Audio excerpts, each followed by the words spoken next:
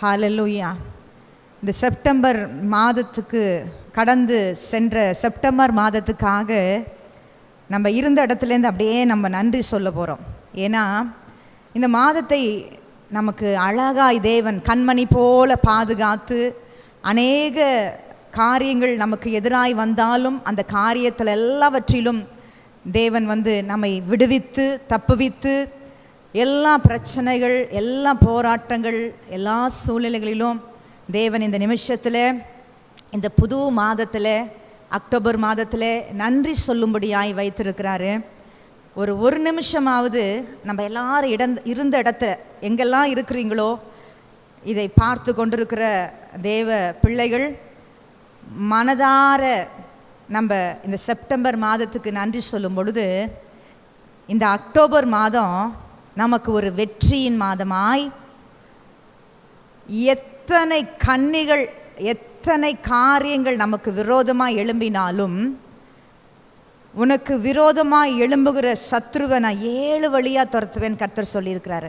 அப்படியாய் கர்த்தர் செய்வார். நம்ம முழு இதயத்தோடு நம்ம இப்போ நன்றி சொல்ல போகிறோம். வாய் விட்டு துதிக்க போகிறோம். தேவனுக்கு நாம் ஸ்தோத்திர பலிகளை ஏறெடுக்க போகிறோம். ஹல்லேலூயா. அப்பா உமக்கு நன்றி தகப்பனே. அப்பா கடந்த செப்டம்பர் மாதம் முழுவதுமாக அப்பா எல்லா விதமான சுகவீனங்கள் மத்தியிலும் எங்களை தூக்கி எடுத்து அப்பா எங்களுக்கு சுகத்தை கொடுத்த அன்பு நேசரே. பலவீனங்கள் கால்வலி கைவலி இடுப்பு வலி அப்பா தேவனே எத்தனை பாடுகள் வந்தாலும் அப்பா உடல்நிலை கோளாறு அப்பா தேவனே சுகவீனங்கள் ஐயா தேவனே காய்ச்சல்கள் எத்தனையோ நாங்கள் சொல்லிக்கொண்டே போகலாம் தகப்பனே. எல்லா காரியத்திலும் இருந்து தேவன் எங்களுக்கு தகப்பனே ஒரு அப்பா தேவனே புதிய மாதத்தை கொடுத்திருக்கிறீங்க ராஜாவே. எங்களை நீங்க உம்முடைய வாக்கின்படியாய் நடத்திருக்கிறீங்க தகப்பனே. கர்த்தர் உங்களுக்காய் யுத்தம் பண்ணுவார், நீங்க சும்மா இருப்பீர்கள் என்று சொல்லி இஸ்ரவேல் ஜனங்களுக்கு சொன்ன வாக்கின்படியாக அவர்கள் செங்கடலை அழகாய் கடந்து வந்தாங்கப்பா. நாங்கள் செப்டம்பர் மாதத்தை அழகாய் கடந்து வந்திருக்கிறோம் ராஜாவே. அதற்காய் உமக்கு நாங்கள் கோடான கோடி நன்றி பலிகளை நாங்கள் ஏறெடுக்கிறோம் தகப்பனே. நீர் எவ்வளவு நல்ல தெய்வம் அப்பா, நீர் எவ்வளவு நல்ல தகப்பனே அப்பா. எங்களுக்கு நீர் இந்த புதிய மாதத்தில் அக்டோபர் மாதத்தில் நீர் கொடுக்க போகிற வார்த்தைகள் நீர் கொடுக்க போகிற வாக்கு தத்தங்கள் அதை நாங்கள் இறுக பிடித்து கொண்டு தகப்பனே இந்த அக்டோபர் மாதத்தில் நாங்கள் கடந்து வந்து சொல்லணும். தேவன் இந்த 10வது மாதத்திலே எங்களுக்கு அநேக நன்மைகளை செய்தார், அநேக அற்புதங்களை செய்தார். எங்கள் தேவன் எங்களை எவ்வளவு அதிகமாய் நேசிக்கிறார் என்று சொல்லி உம்மை குறித்து அப்பா நாங்கள் பேசணும். உமக்கு நாங்கள் சாட்சியா இந்த மாதத்தில் எழும்பி நிற்கணும். ஒவ்வொரு குடும்பத்திலும் தேவன் நீர் எங்களுக்கு அற்புதத்தை செய்யுங்க தகப்பனே. ஒவ்வொரு குடும்பங்களும் அழகாய் வந்து சாட்சியாய் இந்த மாதம் முழுவதுமா இந்த 10வது மாதத்திலே கர்த்தர் எங்க குடும்பத்தை நாங்களே நினைத்து கூட பார்க்க முடியாத அளவிற்கு எங்களுக்கு நன்மைகளை செய்திருக்கிறார் அப்பா. அடைக்கப்பட்ட வாசல்கள் எல்லாவற்றையும் தேவன் திறந்து கொடுத்திருக்கிறார் என்று சொல்லி நாங்கள் உமக்கு நன்றி சொல்ல போகிறோம்ப்பா. உமக்கு நன்றி சொல்ல போகிறோம். இந்த அக்டோபர் மாதத்தில் தேவனுடைய கிருபை எங்களை முழுவதுமாய் ஆட்கொள்வதாக தகப்பனே. தேவனுடைய மகிமை எங்களை ஆட்கொள்ளட்டும், தேவ பிரசன்னம் எங்களை ஆட்கொள்ளட்டும். எங்களுக்கு இன்னும் அதிக ஜெப ஆவியை ஊற்றுங்க. வேதத்தை தியானித்து வாசிக்கக்கூடிய உண்மையுள்ள பிள்ளைகளாய் எங்களை மாற்றுங்க அப்பா. அதிகமாய் அப்பா ஆலயத்துக்குரிய உம்முடைய ஊழியத்துக்குரிய காரியத்தில் நாங்கள் வாஞ்சையாய் ஓடி உம்முடைய அப்பா விருப்பத்தை உம்முடைய சித்தத்தை நாங்கள் நிறைவேற்றும்படியாய் இந்த அக்டோபர் மாதத்திலே நீர் எங்களை உம்முடைய வேலைக்காரர்களாக உம்முடைய அடிமைகளாக நீர் எங்களை பயன்படுத்துங்க தகப்பனே. எங்களை முழுவதுமாய் ஒப்பு கொடுக்கிறோம் இயேசுவின் நாமத்திலே அப்பா. இந்த அப்பா செய்தியை கேட்டுக்கொண்டிருக்கிற இந்த அப்பா ஆராதனையிலே பங்கு பெறுகிற ஒவ்வொரு பிள்ளைகளையும் இயேசுவின் அதிகாரமுள்ள நாமத்தினாலே இந்த புது மாதத்திலே நாங்கள் வாழ்த்தி ஆசீர்வதிக்கிறோம் தகப்பனே. இந்த புது மாதம் பிள்ளைகளுக்கு ஆசீர்வாதத்தின் மாதமாக சுகத்தை கொடுக்கிற மாதமாக, செழிப்பை கொடுக்கிற மாதமாக தேவன் நீர் இறங்கி வந்து ஒவ்வொரு குடும்பத்தையும் மகிமையாய் உம்மை உயர்த்துகிற சாட்சியாய் நிறுத்த போவதற்காய் நாங்கள் இப்பொழுதே இந்த நாளிலே உமக்கு நாங்கள் நன்றி பலிகளை ஏறெடுக்கிறோம், நன்றி செலுத்துகிறோம். எல்லா துதி கன மகிமை எல்லாம் உங்க ஒருவருக்கு மாத்திரம் நாங்கள் ஏறெடுக்கிறோம் ஐயா. எங்கள் இயேசுவின் மூலமாய் ஜெபம் கேளுங்க எங்கள் ஜீவனுள்ள நல்ல பிதாவே. ஆமென், ஆமென், ஆமென். உள்ளடங்கா ஸ்தோத்திரம் தேவா என்றென்றும் நான் பாடுவேன். ஆகா என்னில் அடங்கா ஸ்தோத்திரம் தேவா என்றென்றும் நான் பாடுவேன். இந்நாள் வரை என் வாழ்விலே, இந்நாள் வரை என் வாழ்விலே நீர் செய்த நன்மைக்கே ஆஹா என்னில் அடங்கா ஸ்தோத்திரம் தேவா என்றென்றும் நான் பாடுவேன். ஹல்லேலூயா, பிரைஸ் தி லார்ட். ஸ்தோத்திரம் ஆண்டவரே, எண்ணில் அடங்கா ஸ்தோத்திரம். கடந்த மாதம் முழுவதும் பாதுகாத்தீரே, நன்றி. ஹல்லேலூயா. வானாதி வானங்கள் யாவும் அதின் கீழுள்ள ஆகாயமும், வானாதி வானங்கள் யாவும் அதின் கீழுள்ள ஆகாயமும், பூமியில் காண்கின்ற யாவும் கர்த்தா உம்மை போற்றுதே. ஆஹா என்னில் அடங்கா ஸ்தோத்திரம் தேவா என்றென்றும் நான் பாடுவேன். ஹல்லேலூயா. நன்றி ஆண்டவரே, நன்றி நன்றி. எண்ணிலடங்கா ஸ்தோத்திரம் உமக்கு ஆண்டவரே. ஹல்லேலூயா, ஹல்லேலூயா, பிரைஸ் தி லார்ட். காட்டினில் வாழ்கின்ற யாவும் கடும் காற்றும் பனித்தூறலும், காட்டினில் வாழ்கின்ற யாவும் கடும் காற்றும் பனித்தூறலும், நாட்டினில் வாழ்கின்ற யாவும் நாதா உம்மை போற்றுதே. ஆஹா என்னில் அடங்கா ஸ்தோத்திரம் தேவா என்றென்றும் நான் பாடுவேன். ஆஹா என்னில் அடங்கா ஸ்தோத்திரம் தேவா.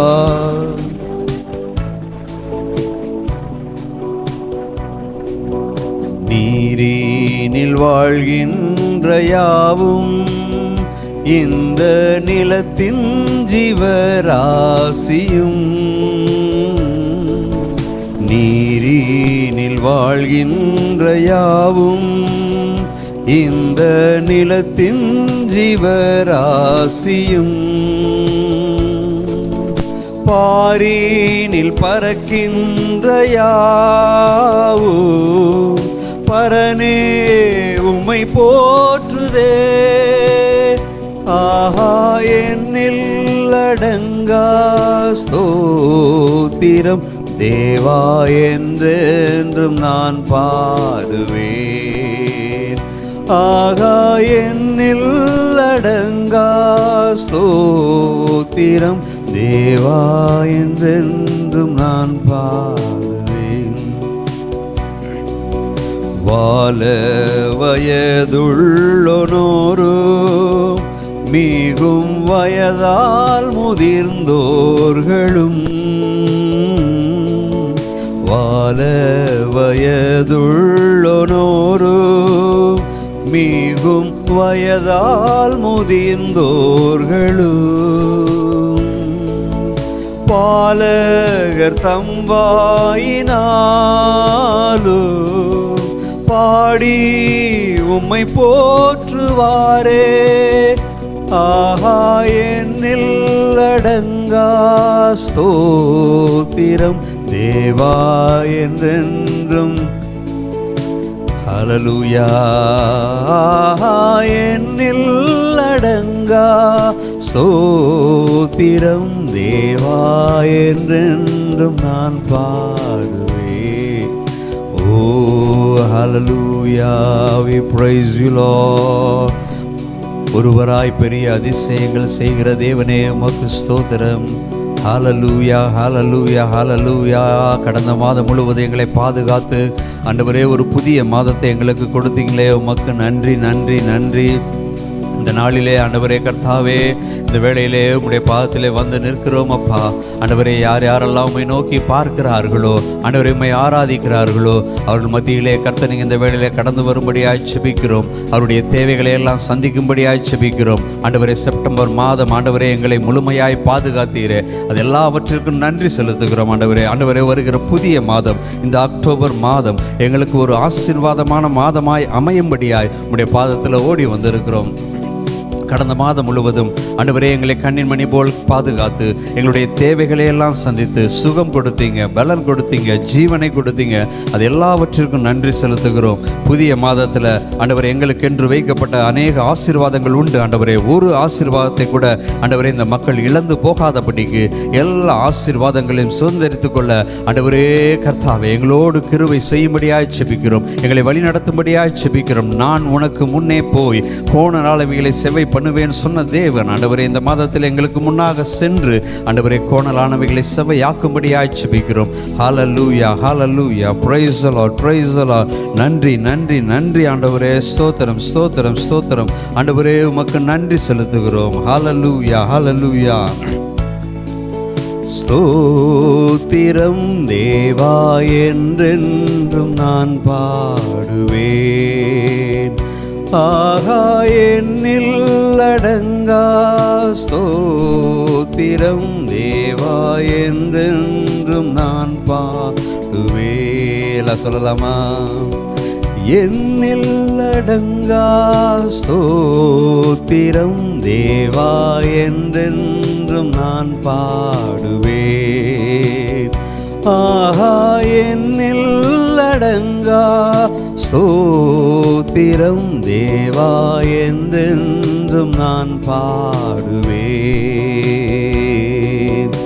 இந்நாள் வரை என் வாழ்விலே, இந்நாள் வரை என் வாழ்விலே நீர் செய்த நன்மைக்கே என்னில் அடங்கா ஸ்தோத்திரம் தேவா என்றென்றும் நான் பாடுவேன். ஆஹா என்னில் அடங்கா ஸ்தோத்திரம் தேவா என்றென்றும் நான் பாடுவேன். ஹல்லேலூயா, பிரைஸ் தி லார்ட். அக்டோபர் மாதத்திற்கான வாக்குத்தத்தம் மார்க்கு எழுதின சுவிசேஷம் 9வது அதிகாரம் 23வது வசனம். மார்க்கு 9:23. இயேசு அவனை நோக்கி, நீ விசுவாசிக்க கூடுமானால் ஆகும், விசுவாசிக்கிறவனுக்கு எல்லாம் கூடும் என்றார். ஹல்லேலூயா. நீ விசுவாசிக்க கூடுமானால் ஆகும், விசுவாசிக்கிறவனுக்கு எல்லாம் கூடும். இது எந்த இடத்துல சொல்லப்பட்டது? அப்போ தேவன் என்ன சொல்லுகிறார்? உன்னால் விசுவாசிக்க முடியும் அப்படின்னா கண்டிப்பாக உனக்கு ஆகும். இது ஒரு தகப்பன்கிட்ட சொல்கிறார். ஒரு தகப்பன் தன் மகனுக்கு ஒரு ஊமையான ஆவி பிடித்திருக்கிறது. அது அவனை அடிக்கடி விழத்தள்ளுகிறது. சீஷர்கள்ட்ட அவர் ஜெபம் பண்ண சொல்கிறார், இந்த ஆவி போகணும் ஜெபம் பண்ணுங்கன்னு. சீஷர்கள் ஜெபம் பண்ணுறாங்க, அந்த ஆவி போக மாட்டேங்குது. அப்போ இயேசு வரார். இயேசு வந்தோன்னு அந்த தகப்பன் அவர்கிட்ட சொல்கிறாரு, அதை துரத்தி விடும்படி உம்முடைய சீஷரிடத்தில் கேட்டேன், அவர்களால் கூடாமல் போயிற்று என்றான்.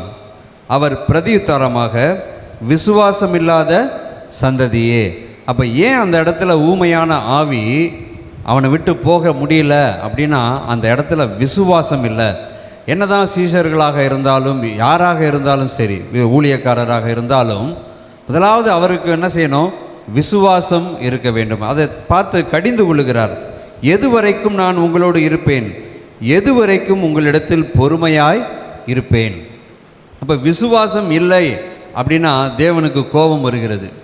பொறுமை எந்த அளவுக்கு என்னை ஏன்னா சோதிக்கிறீங்க, எனக்கு என்ன பொறுமை தாங்க முடியல, ஏன் உங்கள்கிட்ட விசுவாசம் இல்லை அப்படின்னு சொல்லி அவர்களை திட்டிவிட்டு, இப்போ அந்த தகப்பன் வருகிறார். அவங்களால தான் முடியல அப்படின்னு சொல்லிட்டு 22வது வசனத்தில் பாருங்கள், இவனை கொல்லும்படிக்கு அது அநேகம் தரம் தீயில் தண்ணீரிலும் தள்ளிவிற்று, நீர் ஏதாகிலும் செய்யக்கூடுமானால் எங்கள் மேல் மனதிறங்கி எங்களுக்கு உதவி செய்ய வேண்டும் என்றான். தகப்பன் கேட்குறார், சீஷர்களால் முடியல ஆண்டவரே, நீங்கள் நினச்சிங்கன்னா முடியும், நீங்கள் ஏதாச்சும் எனக்கு பண்ணுங்க அப்படின்னு சொல்லி ஆண்டவர்கிட்ட சொல்கிறான். நீங்கள் நினச்சா முடியும் அப்படின்னு சொல்கிறான். அதற்கு இயேசு என்ன சொல்கிறாரு? நீ விசுவாசிக்க கூடுமானால் ஆகும் அப்படின்றாரு. அப்போ நாம் அவர் இயேசுக்கிட்ட சொல்கிறாரு உங்களால் தான் முடியும்னு. இயேசு சொல்கிறாரு உன்னால தான். உங்ககிட்ட விசுவாசம் இருக்கா அப்படின்னு தான் முதல்ல கேட்குறாரு. உங்ககிட்ட விசுவாசம். ஏன்னா இயேசு அநேக இடத்துல சுகப்படுத்தியிருக்கிறார், அநேகரை சுகப்படுத்தியிருக்கிறார். சுகப்படுத்தினப்பெல்லாம் அவர் என்ன சொல்லியிருக்காரு? என்னுடைய விசுவாசம், நான் விசுவாசமாக ஜெபம் பண்ணேன் உனக்கு சுகம் கிடச்சிச்சின்னு எந்த இடத்துலையுமே அவர் சொல்லலை. அவர் சொன்னதெல்லாம் சுகம் கிடைச்ச உடனே அவங்க ரொம்ப சந்தோஷமாக நன்றி சொல்லுவாங்க. அப்போ என்ன சொல்லுவார்? மகனே மகளே, உன் விசுவாசம் உன்னை ரட்சித்தது, நீ சுகமான அப்படின்னா அதற்கு என்னுடைய ஜெபம் மாத்திரம் அல்ல, உன்னிடத்தில் இருந்த விசுவாசம் ஒரு முக்கிய காரணம். ஹல்லேலூயா. அப்போ அந்த விசுவாசம் இருந்தால், உன்னால் விசுவாசிக்க கூடுமானால், அது எந்த காரியமாக இருக்கட்டும், குடும்பத்தில் அநேக பிரச்சனைகள் இருக்கலாம், குடும்ப பிரச்சனைகள் இருக்கலாம், வியாதியில் இருக்கலாம், வேலை பிரச்சனை இருக்கலாம், கடன் பிரச்சனை இருக்கலாம், எதுவாக இருந்தாலும் அந்த விசுவாசம் உங்ககிட்ட இருந்துச்சுன்னா விசுவாசிக்கிறவனுக்கு எல்லாமே கூடும் என்று தேவன் சொல்லுகிறார். நான் எப்படி சொல்கிறேன் அப்படின்னா, விசுவாசத்தை ஒரு டேப்லெட், விசுவாசம் என்பது ஒரு டேப்லெட்டுன்னு நினச்சிக்கோங்க. இப்போ பாருங்கள், ஒருத்தருக்கு ஃபீவர் இருக்குது அப்படின்னா ஒரு டேப்லெட் பேராசிட்டமால் கொடுக்குறாங்க. ஒருத்தனுக்கு கோல்டு இருக்குன்னா கோல்டு ஆக்ட், ஹெட்டேக்கா சாரிடான், இப்படி ஒவ்வொரு வியாதிக்கும் ஒவ்வொரு விதமான மருந்து இருக்குது. அந்த வியாதிக்கு அந்த மருந்தை தான் கொடுக்கணும். நான் இப்போ என்ன சொல்கிறேன்? விசுவாசம் என்பது ஒரு டேப்லெட். இந்த டேப்லெட் எப்படி அப்படின்னா, எந்த வியாதியாக இருந்தாலும், எந்த பிரச்சனையாக இருந்தாலும், அது எல்லாவற்றிற்கும் ஒரே ஒரு மருந்து, விசுவாசம். ஹல்லேலூயா. அப்போ என்ன சொல்ல வரேன் அப்படின்னா, கடன் பிரச்சனையா, அதுக்கு என்ன டேப்லெட்டு அப்படின்னா விசுவாசம். வியாதி பிரச்சனையா, அதுக்கு என்னங்க டேப்லெட்டு, அதுக்கும் ஒரே மருந்து தான், விசுவாசம். ஏன்னா இயேசு சொல்லிட்டாரு, விசுவாசிக்கிறவனுக்கு எல்லாமே கூடும். அநேக தரம் நம்ம என்ன நினைக்கிறோம்? நான் ரொம்ப நாளாக ஜெபம் பண்ணிக்கிட்டே இருக்கேன், எனக்கு நடக்கவே இல்லையே. சோர்ந்து போகாமல் ஜெபம் பண்ணுங்கள் என்பதை குறித்து இயேசு ஒரு இடத்துல சொல்கிறாரு. லூக்கா 18:1 வாசிங்க. லூக்கா 18வது அதிகாரம் 1வது வசனம். சோர்ந்து போகாமல் நீங்கள் ஜெபம் பண்ணணும், எப்பொழுதும் ஜெபம் பண்ண வேண்டும் என்பதை குறித்து அவர்களுக்கு அவர் ஒரு ஓமையை சொன்னார். ஒரு பட்டணத்திலே ஒரு நியாயாதிபதி இருந்தான். அவன் தேவனுக்கு பயப்படாதவனும் மனுஷரை மதியாதவனுமாயிருந்தான். அந்த பட்டணத்திலே ஒரு விதவையும் இருந்தாள். அவள் அவனிடத்தில் போய், எனக்கும் என் எதிராளிக்கும் இருக்கிற, பாருங்க, ஒரு அநீதி செய்கிற நியாயாதிபதி, அநீதியாக நடக்கிற ஒரு நியாயாதிபதி அவங்ககிட்ட விதவை போய் கேட்குறா, எனக்கு நியாயம் பண்ணுங்கன்னு. அவன் செய்யவே இல்லை. அடிக்கடி போய் தொல்லை பண்ணது நிமித்தம் அந்த அநீதியான நியாயாதிபதி அவள் கேட்குற காரியத்தை செய்கிறான். அப்போ நீங்கள் அடிக்கடி போய் கேளுங்க, கண்டினியூவஸாக கேட்டுக்கொண்டே இருங்க.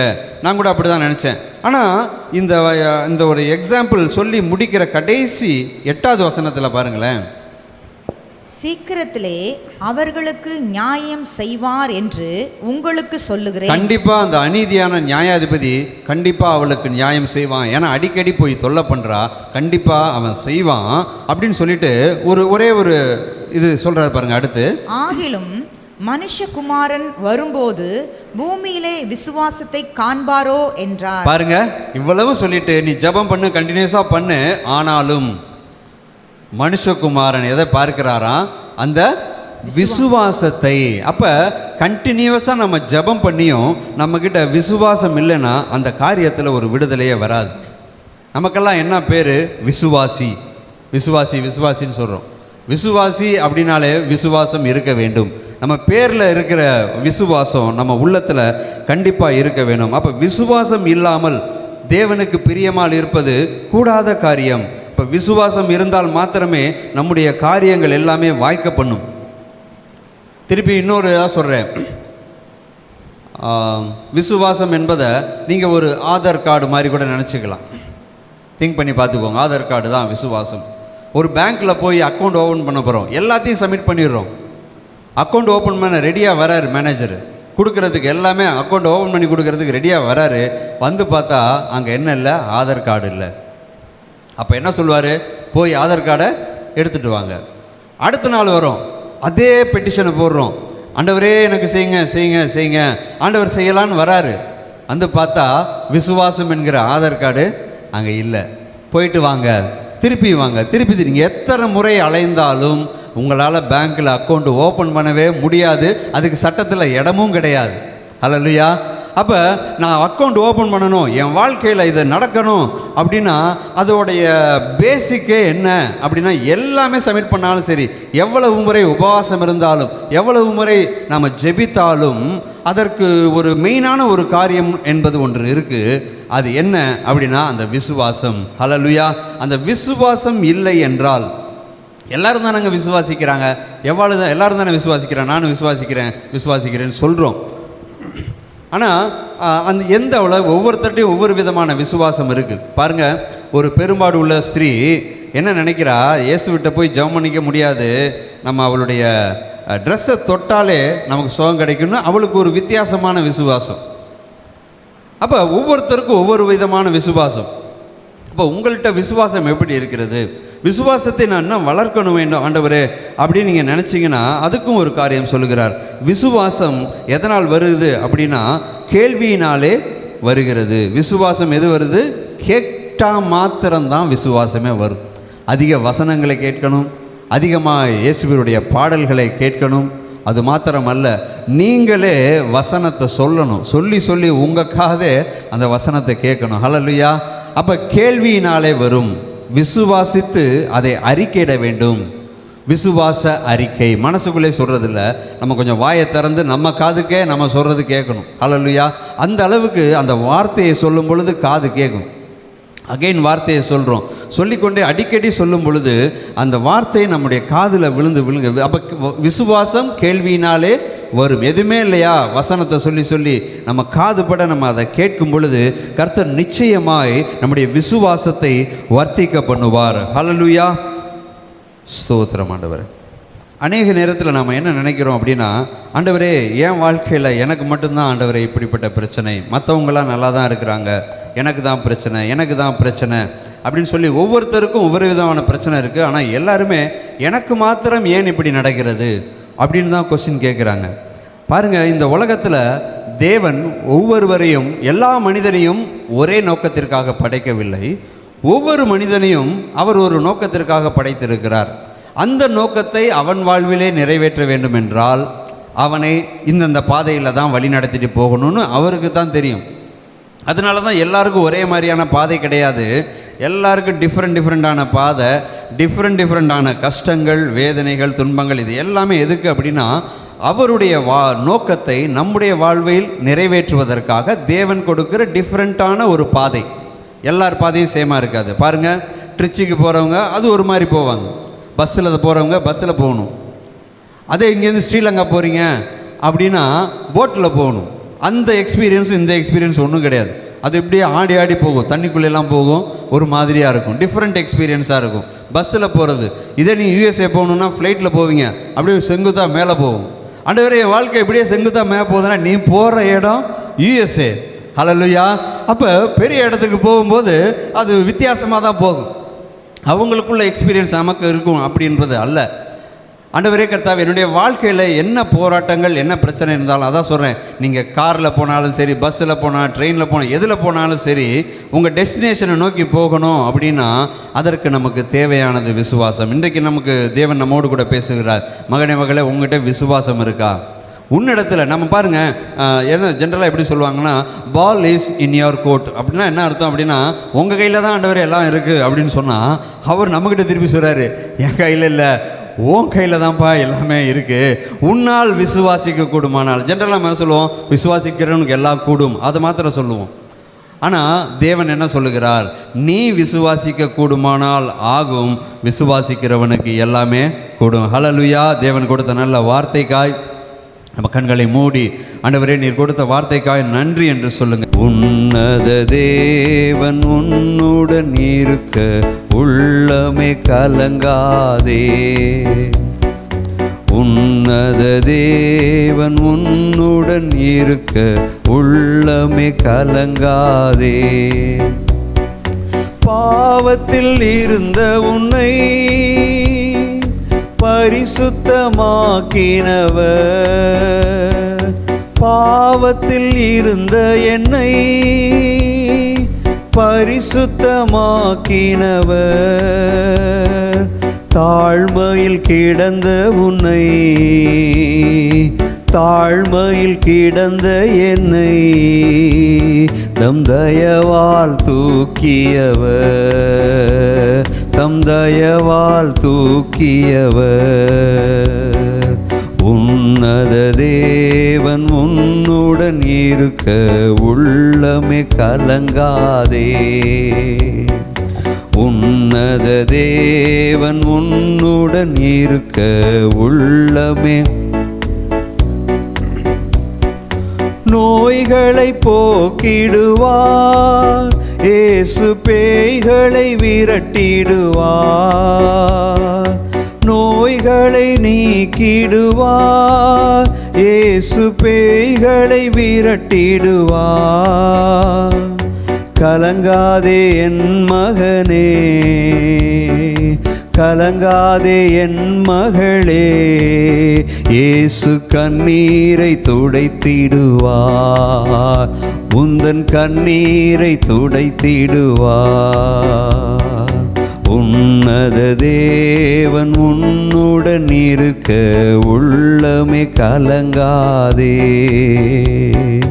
உன்னத தேவன் உன்னுடன் இருக்க உள்ளமே கலங்காதே. சாபங்கள் போக்கிடுவார், ஆசீர்வாதங்கள் தந்திடுவார். சாபங்கள் போக்கிடுவார், ஆசீர்வாதங்கள் தந்திடுவார். இயேசுவை அண்டிக் கொண்டால், நீ இயேசுவை அண்டிக் கொண்டால், உன் இன்னல்கள் நீக்கிடுவார், என் இன்னல்கள் நீக்கிடுவார். உன்னத தேவன் உன்னுடன் இருக்க உள்ளமே கலங்காதே. உன்னத தேவன் உன்னுடன் இருக்க உள்ளமே. இயேசு உன் முன் நடந்தார், நீ யோர்தானை கடந்திடலாம்.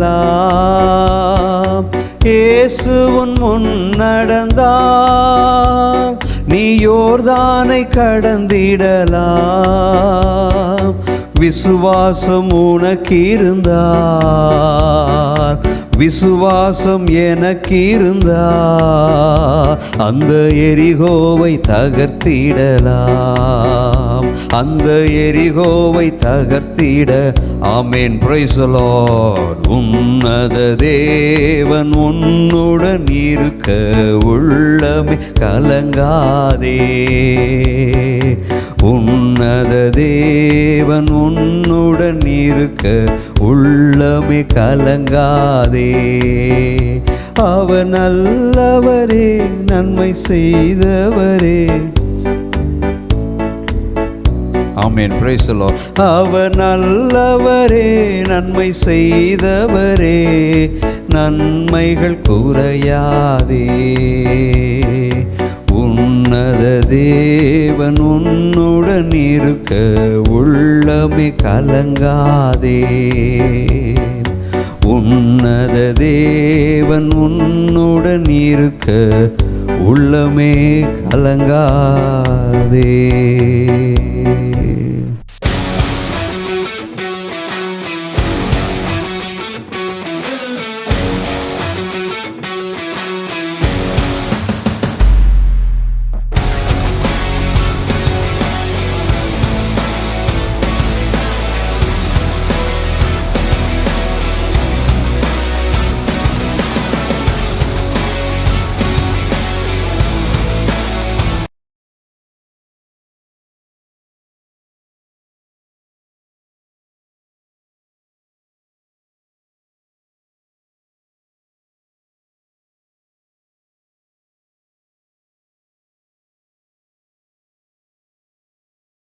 கர்த்தர் நம்மோடு கூட பேசுகிறார்.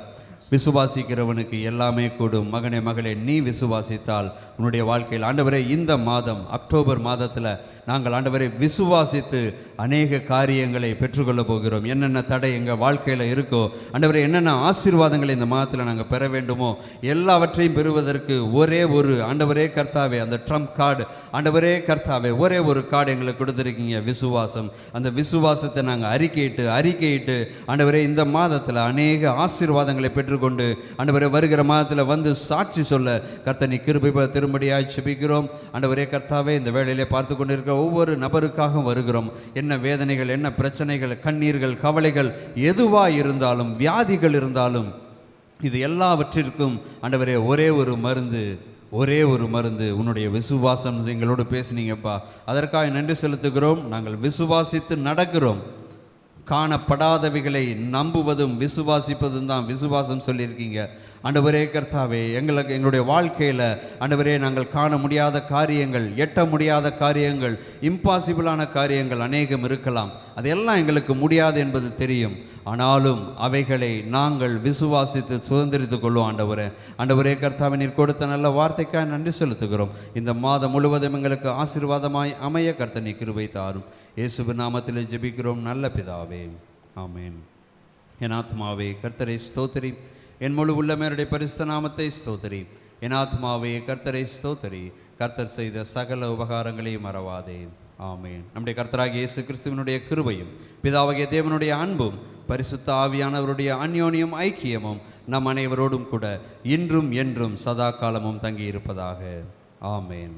ஹல்லேலூயா, ஹல்லேலூயா, பிரைஸ் தி லார்ட்.